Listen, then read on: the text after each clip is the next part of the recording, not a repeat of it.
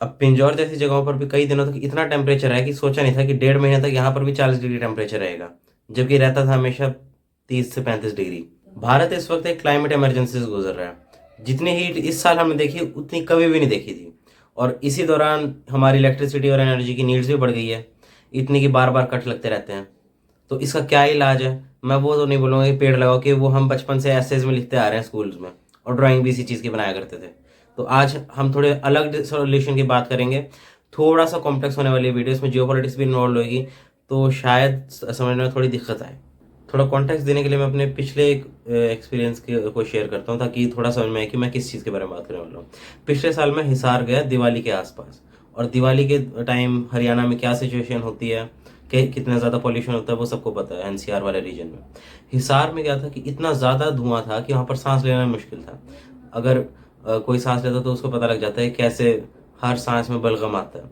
और मुझे ये समझ में आई कि वहाँ पर पॉल्यूशन की सबसे बड़ी वजह वहाँ पर मौजूद एक थर्मल पावर प्लांट है। यानी थर्मल पावर प्लांट वो हुआ करते हैं जहाँ पर कोयले को जलाकर बिजली बनाई जाती है। और आज भी मेजॉरिटी ऑफ जो पावर नीड है इंडिया की, वो कोयले से ही पूरी की जाती है, थर्मल पावर प्लांट से ही पूरी की जाती है जितने भी देश में है। जब भी तो हमें बार बार सुनने को मिलता है कि अभी कोयले की शॉर्टेज पड़ने लग रही है, इसीलिए बिजली कम आ रही है, जब भी बार बार कट लगते हैं, और पता नहीं क्या क्या नॉनसेंस हमें इन गर्मियों में सुनने को मिलती है। पिछले साल भी तो ऐसा ही हुआ था। सोलर पावर प्लांट को एनकरेज करने के लिए भी सरकार ने कुछ दिनों पहले स्कीम्स चलाई हैं, कुछ सालों पहले। और इसका काफ़ी ज़्यादा फायदा भी हुआ है कि हमने जितना सोचा था उससे ज़्यादा ग्रोथ देखने को मिली। और सरकार बोल रही है कि हम 2070 तक जीरो कार्बन एमिशन करने लग जाएंगे, या फिर कार्बन न्यूट्रल कंट्री बन जाएंगे। और इसके लिए हमारे पास जो प्लान है कि हम रिन्यूएबल एनर्जी को ज़्यादा बढ़ावा देंगे, जैसे कि hydro power plant, wind power plant, और ये सोलर पैनल को ज़्यादा इनकरेज किया जाएगा। लेकिन इसमें एक बहुत अहम चीज़ मिसिंग है। जो सोलर पावर प्लांट भी बनाए जाते हैं, या फिर जो सोलर पैनल लगाए जाते हैं, वो भी रेयर अर्थ से बनते हैं। और वो कब तक काम करेंगे? 10 से 15 साल तक। उसके बाद उनको रिन्यू करना, रिसाइकिल करना बहुत ज़्यादा कॉम्प्लेक्स हो जाता है। तो आप 15 साल बाद क्या करोगे जब आप पूरे मुल्क को इस एनर्जी से चला रहे होगे? उसका हमें नहीं पता। हम कभी फर्स्ट ऑर्डर इफेक्ट में, second order effect, third order effect, इस तरह से हम सोचा ही नहीं करते। हमारे यहाँ पर कल्चर ही नहीं है। और उसी तरह हाइड्रो पावर प्लांट भी आप हर जगह लगा नहीं सकते, क्योंकि उससे और ज़्यादा कॉम्प्लिकेशंस पैदा होगी। उत्तराखंड में हमने कई बार देखा है कि इसके खिलाफ आंदोलन भी हुआ करते हैं। तो इस चीज़ को, मतलब कोई भी चीज़ 100% इको फ्रेंडली नहीं हो सकती, लेकिन कुछ ना कुछ तो करना पड़ेगा। इसमें सबसे ज़्यादा जो चीज़ कुछ काम की दिखती है सभी ऑप्शंस में से, कि जो विंड पावर है वो भी हमारे यहाँ पर फेल कर गई थी, वो है न्यूक्लियर पावर प्लांट। अब इससे जुड़े कई लोगों में वहम बहुत है, तो हम उसी को आज डिस्कस करने वाले हैं। न्यूक्लियर एनर्जी की बात करने लगो तो फिर लोगों से ऐसी अजीब व गरीब बातें सुनने को मिलती है कि अरे चेरनोबिल या फिर फुकुशिमा जैसा इवेंट हो जाएगा, या फिर न्यूक्लियर रेडिएशन से तो कैंसर हो जाया करता है लोगों को, लोग मर जाएंगे, अगर उसके रिएक्टर के अंदर धमाका हो गया तो क्या हो जाएगा, जो कि फैक्ट से बहुत ही ज़्यादा दूर है असल में। एक क्रिटिसिज्म हमें ये भी सुनने को मिलता है कि न्यूक्लियर पावर प्लांट से रेडियो वेस्ट बहुत ज़्यादा जनरेट होता है, जो कि बहुत ही ज़्यादा हार्मफुल हो सकता है ह्यूमैनिटी के लिए, या फिर कहीं किसी भी जगह की इकोसिस्टम के लिए जहाँ पर वो जनरेट हो रहा है। तो एक एक करके इन सभी मिथ्स को बस्ट करते हैं। शुरुआत चलो न्यूक्लियर वेस्ट वाले इशू से ही करते हैं। लोगों के बहुत ज़्यादा कंसर्न्स रहते हैं कि ये रेडियो एक्टिव वेस्ट जो होगा वो कहाँ पर फेंका जाएगा, जहाँ पर फेंका जाएगा वो वहाँ के एनवायरनमेंट को कंटेमिनेट कर देगा, इससे तो कैंसर हो जाएगा, ये पूरे इंसानियत को ख़त्म कर देगा, वगैरह वगैरह। तो देखो, इसका सिंपल जवाब ये है कि दुनिया में आज तक जितनी भी न्यूक्लियर एनर्जी प्रोड्यूस की गई है, उससे जितना भी वेस्ट प्रोड्यूस हुआ है वो सब हम एक बड़े फुटबॉल ग्राउंड में रख सकते हैं। इतना कम वेस्ट है। और इंडिया का तो वेस्ट इतना कम है कि सुनकर भी हंसी आ जाएगी। यानी कि तकरीबन एक छोटे कमरे में भी आ जाएगा, वो इतना कम है। और वो ऐसा क्यों है कि दुनिया के कई मुल्क जो हैं जो न्यूक्लियर एनर्जी प्रोड्यूस करते हैं, वो न्यूक्लियर सप्लायर ग्रुप्स के मेंबर हैं। वो कितना भी यूरेनियम पा सकते हैं, लेकिन हमने 1968 में ट्रीटी साइन करने से मना कर दिया था, जो हमें मना करती थी कि कोई भी मुल्क जो 1968 से पहले न्यूक्लियर पावर नहीं बना है वो फर्दर न्यूक्लियर पावर नहीं बन सकता, उसको मना होगा कोई भी न्यूक्लियर वेपन बनाने को। और इस ट्रीटी का नाम था न्यूक्लियर प्रोलिफरेशन ट्रीटी। हमने देखा कि ये चीज़ बहुत ज़्यादा डिस्क्रिमिनेटरी है, और हमने इस ट्रीटी को साइन करने से बिल्कुल मना कर दिया। इसी वजह से हम न्यूक्लियर सप्लायर ग्रुप्स के मेंबर नहीं है। इसमें चाइना खास तौर पर अड़ाता है कि वो हम नहीं चाहता कि हम कभी तरक्की करें। इसलिए हमारे पास जो न्यूक्लियर है उसकी हमें शॉर्टेज हो जाती है कि हमारे पास नेचुरल इतने रिसोर्सेज तो है नहीं यूरेनियम के। और इसी वजह से हम जो सेम यूरेनियम है जो एक बार हम एनर्जी बनाने प्रोड्यूस करते हैं, उसको हम बार बार यूज़ करते रहते हैं, क्योंकि किसी ना किसी तरह से, कि उसका वेस्ट कुछ बचता ही नहीं है। आधे से ज़्यादा जो वेस्ट होता है वो भी कई सारी फार्मास्यूटिकल एजेंसीज में काम आता है, कई सारी दवाइयाँ बनाने में काम आता है, और कई मेडिकल सर्जरीज में इस्तेमाल होता है, कई न्यूक्लियर का आइसोटोप्स का। और इसीलिए अलग अलग इंडस्ट्रीज इससे फंक्शन करने लग रही है। न्यूक्लियर वेस्ट का सिर्फ इतना ही काम नहीं है, यहाँ तक कि जो हीट रेजिड्यूज से निकला करता है न्यूक्लियर पावर प्लांट से, उसको डीसैलिनेशन के लिए यूज़ किया जा सकता है पानी के। यानी कि पानी जो नमकीन पानी है, खारा पानी है समंदर का, उसको मीठा करने के लिए। इससे तो हमारे चेन्नई जैसे कई शहरों की प्यास बुझ जाएगी, जो हर साल वो पानी की किल्लत से गुजरते हैं। इस साल भी ऐसा ही होने वाला है शायद। दूसरा एक इल्ज़ाम ये लगता है कि क्या न्यूक्लियर पावर प्लांट फट सकता है, क्या हमारे यहाँ पर भी वैसे ही इवेंट हो सकता है जैसा कि चेरनोबिल या फिर फुकुशिमा में हुआ था, जिससे कि लाखों लोगों की जान पर आ जाए। तो देखो, जो न्यूक्लियर रिएक्टर्स हुआ करते हैं वो फटा नहीं करते। फटती कोई चीज़ कब है? आपको दिवाली का पटाखा कब फटता है? जब उसको एनर्जी मिलती है कि वहाँ पर बहुत सारा फ्यूल एक जगह इकट्ठा होता है। न्यूक्लियर रिएक्टर जो होते हैं वो इतने बड़े होते हैं साइज में, और उसमें यूरेनियम की जगह और भी कई सारी चीज़ें होती है कि वो फट नहीं सकता। आज के टाइम में न्यूक्लियर टेक्नोलॉजी इतनी ज़्यादा एडवांस हो चुकी है कि उस रिएक्टर का फटना तो ऑलमोस्ट गारंटेड है कि वो नहीं फटेगा। यूँ इसमें कोई शक भी नहीं किया जा सकता कि वो फटेगा या नहीं। और यहाँ तक कि जो चेरनोबिल और फुकुशिमा में इवेंट हुए वो भी नहीं होंगे, क्योंकि यहाँ पर 5 लेयर ऑफ डिफेंस लगाई जाती है। जो न्यूक्लियर रिएक्टर्स में, जो सिविल न्यूक्लियर रिएक्टर्स में जो लेयर लगाई जाती है उसको भी डिफेंस ही कहा जाता है। वो कोई ज़रूरी नहीं है मिलिट्री से रिलेटेड हो। और उसमें एक पैसिव सिक्योरिटी सिस्टम भी लगाया जाता है। यानी कि जैसे चेरनोबिल और फुकुशिमा में, चेरनोबिल में 27 लोग मरे थे, फुकुशिमा में 11 लोग मरे थे, और वो लोग थे जो उसे बंद करने गए थे ताकि एक बड़ी तबाही से दुनिया को बचाया जा सके। वो वहाँ पर शहीद हुए। लेकिन अब आज के टाइम में उसको लगाने की जरूरत नहीं है कि जो पैसिव सिक्योरिटी सिस्टम होता है उसमें किसी इंसान की जाने की जरूरत नहीं होती। अगर वो 5 लेयर ऑफ डिफेंस फेल भी हो जाती है तो भी वो अपने आप बंद किया जा सकता है, बगैर किसी इंसान और जान माल के नुकसान के बगैर।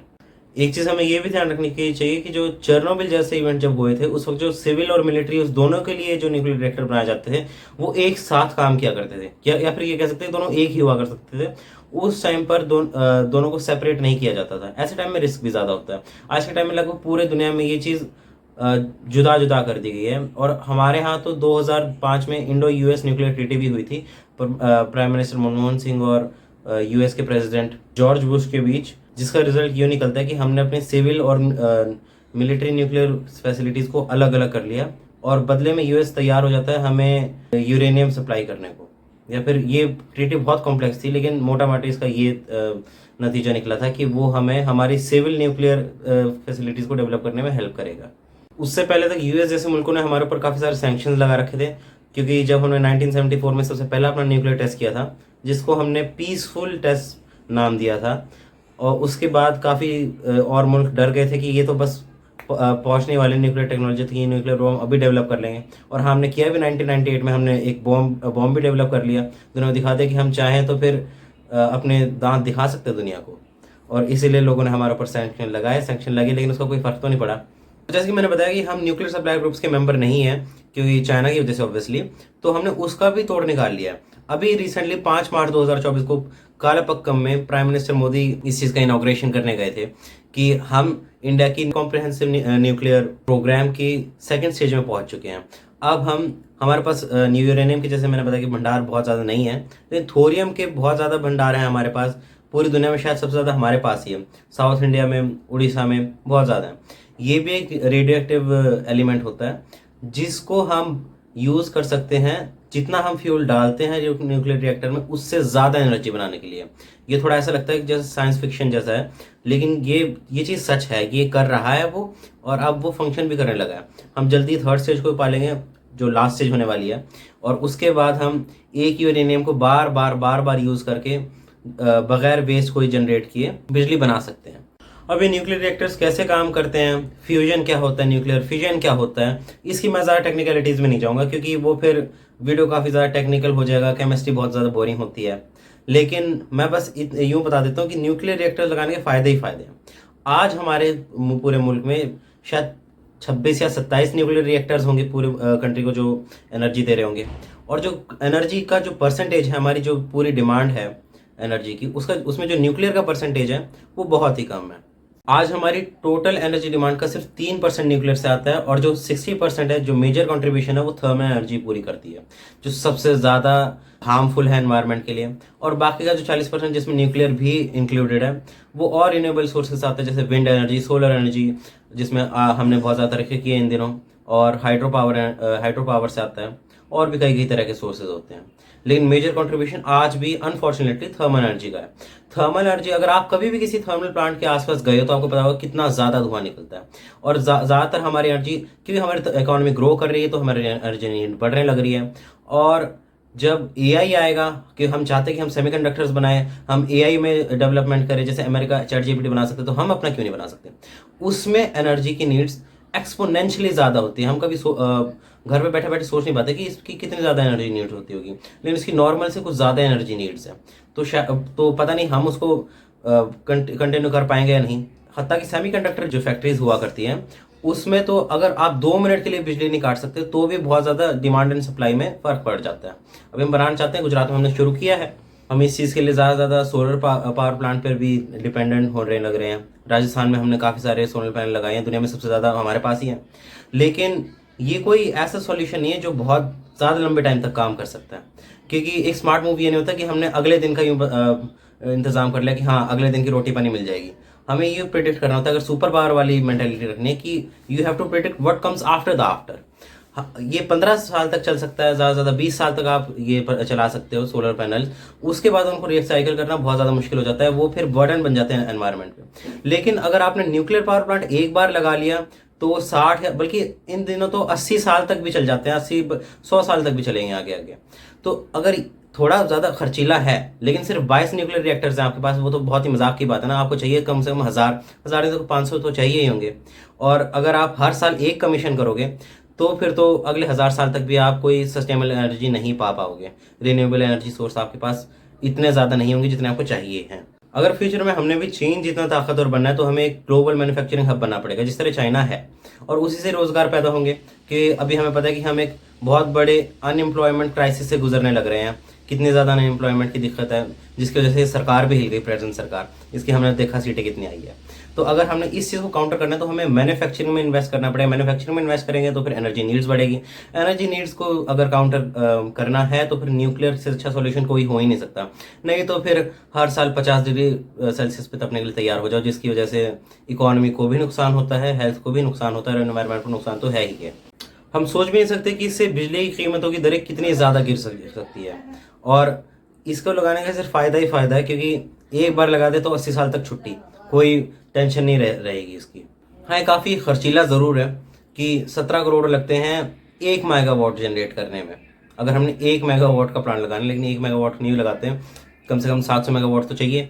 फिलहाल हम 500 से भी कम मेगावाट पर जनरेट कर रहे हैं बिजली, जो हमारे पास प्रेजेंट न्यूक्लियर प्लांट्स है।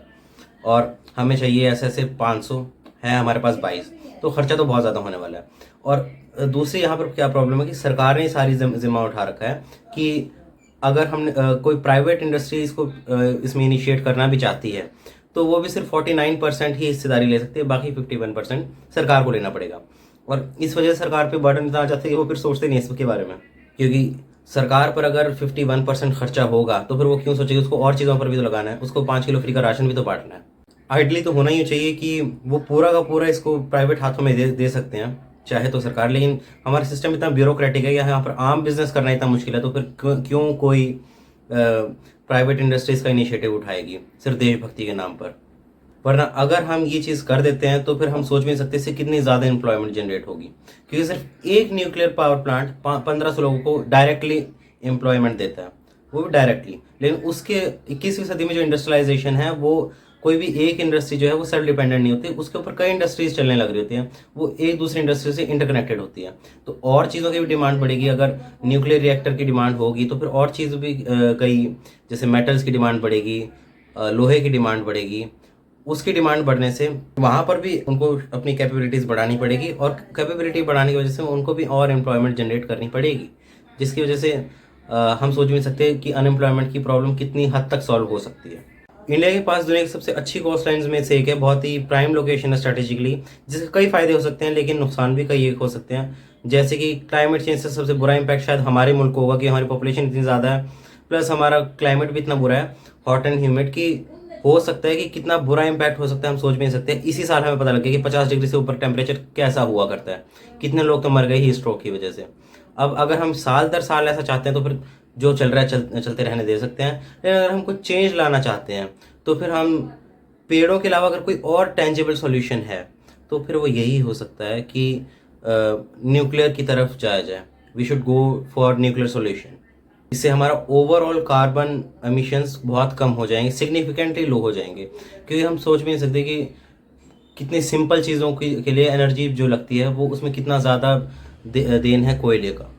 ये वीडियो पॉसिबल हो पाई क्योंकि 60 साल पहले एक बहुत ही विजनरी साइंटिस्ट होमी जहांगीर बाबा ने इसके बारे में सोचा था, और he is known as the father of Indian nuclear programme. और आज के टाइम में इस चीज़ के बारे में बहुत ज़्यादा बात हो रही है, चाहे कोई थिंक टैंक्स हो या फिर अभिजीत अय्यर मित्र जैसे बहुत बड़े बड़े महानुभाव हों, हु इज़ माई गुरु। और हमारे चैनल, हम किसी लकीर के फ़कीर तो है नहीं कि हम किसी एक ही चीज़ के बारे में बात करें। हमारे यहाँ पर हर चीज़ के बारे में बात होती है जिससे दिमाग का विकास हो, दिमाग की ग्रोथ हो।